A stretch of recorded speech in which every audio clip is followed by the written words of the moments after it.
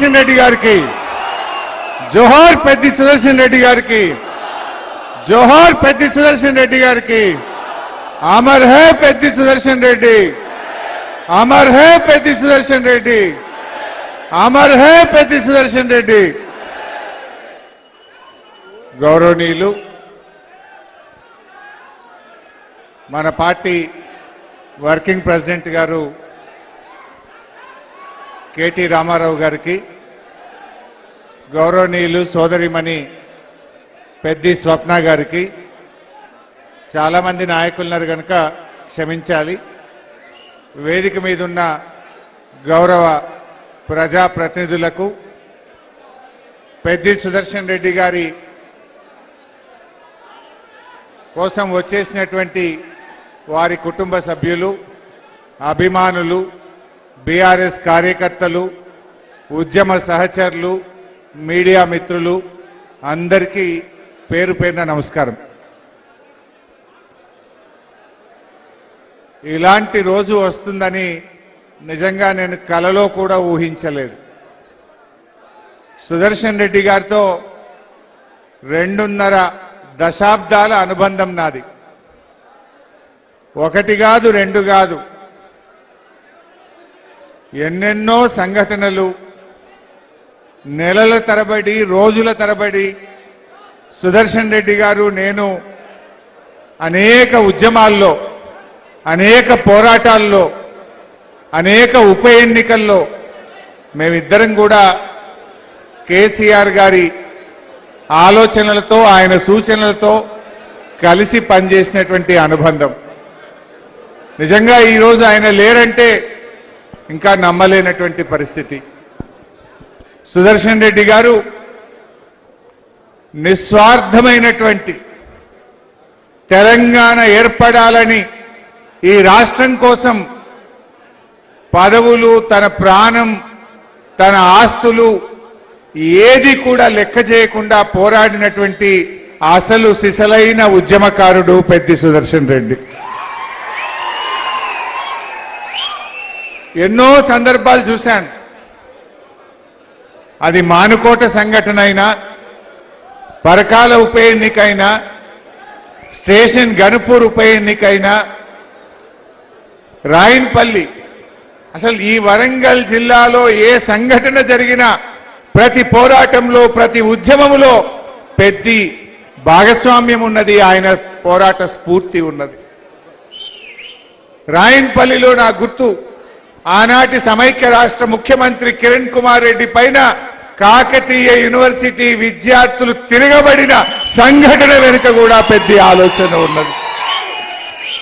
మానుకోటలో కీర్తిశేషులు సోలిపేట రామలింగారెడ్డి గారు, నేను, పెద్ది సుదర్శన్ రెడ్డి గారు, ఎంతో మంది మన నాయకులు ఆనాడు సమైక్యవాదులు మన గడ్డ మీద అడుగు పెడుతున్నారంటే ఒకవైపు బుల్లెట్ల వర్షం, రాళ్ల వర్షం మధ్య ప్రాణాలను కూడా లెక్క చేయకుండా ఆ రోజు ఎదురొడ్డి పోరాడినటువంటి నాయకుడు నిజంగా పెద్ది సుదర్శన్ రెడ్డి. పోరాటంలో అదే స్ఫూర్తి. రాష్ట్రం ఏర్పడ్డ తర్వాత కూడా నా నర్సంపేట అభివృద్ధి చెందాలనేటువంటి తపన ఆయనలో చూశాను నేను. తాను ఎమ్మెల్యేగా గెలవలేదు, కానీ గౌరవనీయులు కేసీఆర్ గారు పెద్ది పోరాట స్ఫూర్తిని, పెద్ది యొక్క భాగస్వామ్యము, ఆయన కష్టం తెలిసిన మనిషి కనుక క్యాబినెట్ ర్యాంకులో ఆ రోజు సివిల్ సప్లైస్ కార్పొరేషన్ గా కేసీఆర్ గారు ఆయనకు అవకాశం కల్పించారు. అయితే నాకు కొన్ని గుర్తొస్తుంటాయి. ఆ రోజు నీటిపారుదల శాఖ మంత్రిగా నేనున్నాను. సుదర్శన్ రెడ్డి గారు కేసీఆర్ గారి దగ్గరికి పోయి, సార్ దేవాదుల ప్రాజెక్టులో మా రామప్పకు, మా పాకాలకు లింకు లేదు, మా ఘనపురంకు లింకు లేదు సార్, మాకు దేవాదుల నీళ్లు కావాలని కేసీఆర్ గారి దగ్గర కూర్చొని ఆ రోజు అధికారులకు, నా అందరికీ కూడా ఆదేశాలు ఇప్పించి ఇవాళ రామప్పకు, పాకాలకు, గణపురంకు, లక్నవరంకు ఇవాళ దేవాదుల నీళ్లు వస్తున్నాయంటే అది పెద్ద కృషి, కేసీఆర్ గారి ఆశీస్సులు. నా రైతులకు 2 పంటలు పండాలి అని తపన పడ్డాడు, తన్లాడిండు. కేసీఆర్ ఆశీస్సులతో ఈ ప్రాంత ప్రజలకు సాధించినటువంటి వ్యక్తి సుదర్శన్ రెడ్డి గారు. అట్లా ఎన్నో కార్యక్రమాలు. ప్రతి జిల్లాకు ఒక ప్రభుత్వ మెడికల్ కాలేజ్ పెట్టాలని కేసీఆర్ గారు ఆలోచిస్తే జిల్లా బయట తెలంగాణ రాష్ట్రంలో జిల్లా కాని చోట ఒక ప్రభుత్వ మెడికల్ కాలేజ్ వచ్చిందంటే అది ఒకే ఒక్క నర్సంపేట. అది పెద్ది యొక్క కృషి, కేసీఆర్ గారికి ఆయన మీద ఉన్న ప్రేమ. సుదర్శన్ రెడ్డి గారంటే కేసీఆర్ గారికి ఎంతో ప్రేమ, ఎంతో నమ్మకం, ఎంతో విశ్వాసం. ఆయన మీద ఉండే ప్రేమతోని జిల్లా కాకపోయినా ఆ రోజు మాకు ఆదేశాలు ఇచ్చి నర్సంపేట ప్రజల కోసం, నర్సంపేటలో పెద్ది సుదర్శన్ రెడ్డి మీద ఉండే గౌరవంతో ఆ రోజు ఒక ప్రత్యేకంగా ఒక మెడికల్ కాలేజీని 500 పడకల ఆసుపత్రి ఈ నర్సంపేటకు మంజూరు చేయించింది కూడా కృషి పెద్ది సుదర్శన్ రెడ్డి. ఎన్నో ఉంటాయి. ఆయన ఎమ్మెల్యేగా గెలవకపోయినా ఈ ప్రజల కోసం తపన పడేవాడు. ఆనాడు మేం మా నియోజకవర్గాల్లో కూడా చేయలేకపోయినాం. అగ్రికల్చర్ ఇన్పుట్స్ ను ప్రత్యేకంగా వ్యవసాయ పనిముట్లను వేలాది పంప్ సెట్ మోటార్లను సబ్సిడీ మీద తెచ్చి నా రైతులకు అందిస్తానని తపన పడ్డాడు పెద్ది సుదర్శన్ రెడ్డి.